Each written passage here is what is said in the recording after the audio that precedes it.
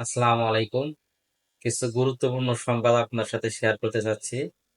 একটা হলো যে মধ্যপ্রাচ্যে মনে হয় শান্তি আহ, হবে এরকম একটা প্রস্তাবনা দেওয়া হয়েছে আমেরিকার পক্ষ থেকে। আমেরিকার প্রেসিডেন্ট ডোনাল্ড ট্রাম্প উনি 60 দিনের একটা যুদ্ধবিরতি প্রস্তাব দিয়েছেন, যেটা আপাতত আহ, ইসরায়েল এবং হামাস উভয় পক্ষ আহ, গ্রহণ করেছে বলে মনে হচ্ছে।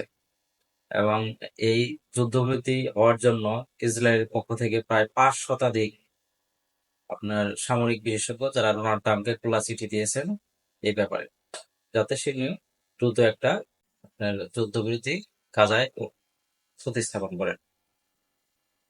এছাড়াও জাতিসংঘ ঘোষণা করেছেন যে গাজায় প্রকৃতপক্ষে ইসরায়েল যে হত্যাযজ্ঞ চালিয়েছে এটা আসলে এক ধরনের গণহত্যা।